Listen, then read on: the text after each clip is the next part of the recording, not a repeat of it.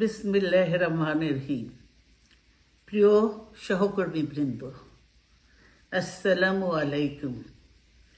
আজ দীর্ঘ 6 বৎসর পর আপনারা আবার একসাথে ফ্যাসিস্ট মুক্ত বাংলাদেশে একত্রিত হতে পেরেছেন। সেজন্য আল্লাহর কাছে হাজার শুকরিয়া আদায় করছি। দীর্ঘ ফ্যাসিবাদী বিরোধী সংগ্রামে যারা শহীদ হয়েছেন এবং সম্প্রতি জুলাই আগস্টের ফ্যাসিবাদী শাসকদের নির্মম ভয়াবহ দমন নীতির কারণে গণহত্যায় যারা শহীদ হয়েছেন তাদের প্রতি আমি শ্রদ্ধা জানাচ্ছি। যারা আহত হয়েছেন তাদের প্রতি জানাচ্ছি আন্তরিক সমবেদনা।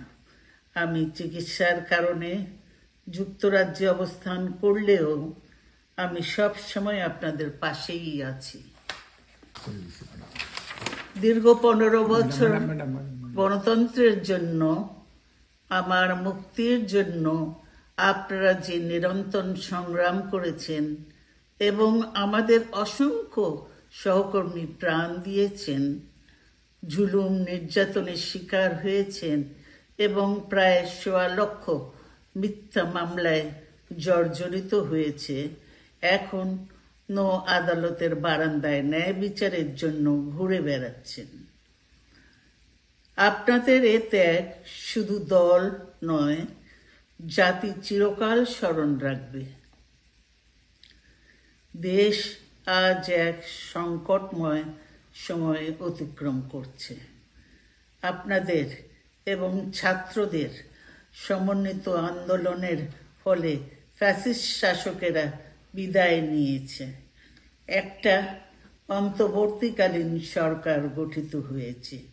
তাদের কাছে জনগণের প্রত্যাশা, রাষ্ট্র মেরামতের ন্যূনতম সংস্কার দ্রুত সম্পন্ন করে গণতান্ত্রিক ব্যবস্থায় ফিরে যাওয়ার জন্য সকলের কাছে গ্রহণযোগ্য একটি নির্বাচন অনুষ্ঠান সম্পন্ন করা।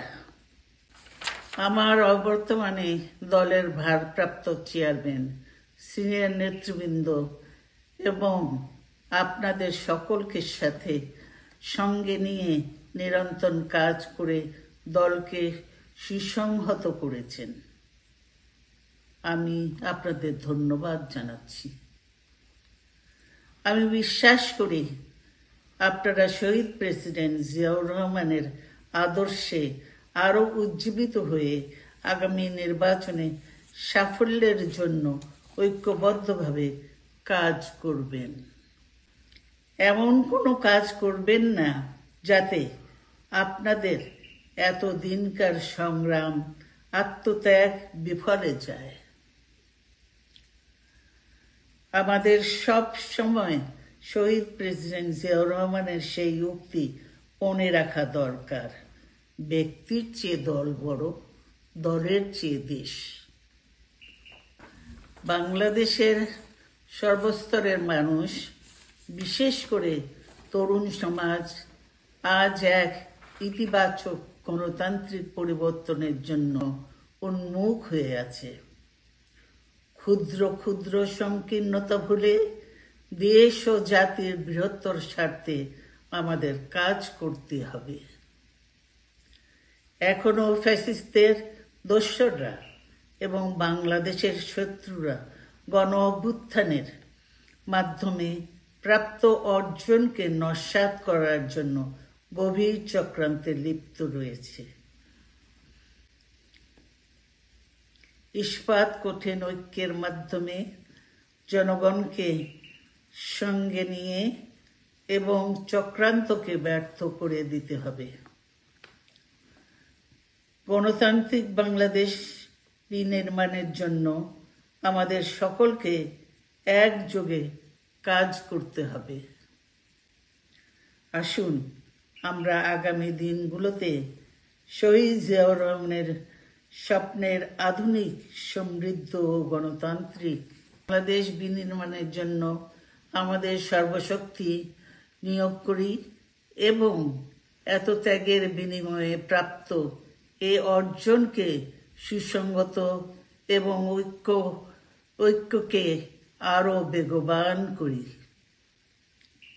আমি যুক্তরাজ্য থেকে অসুস্থ অবস্থায় আপনাদের আহ্বান জানাতে চাই, আসুন জনগণকে সম্পৃক্ত করে বাংলাদেশ জাতীয়তাবাদী দলকে পূর্বের ন্যায় আন্দোলন, সংগ্রাম ও রাষ্ট্র পরিচালনায় নেতৃত্ব প্রদানে আরও ঐক্যবদ্ধ এবং সুসংগতভাবে গড়ে তুলি।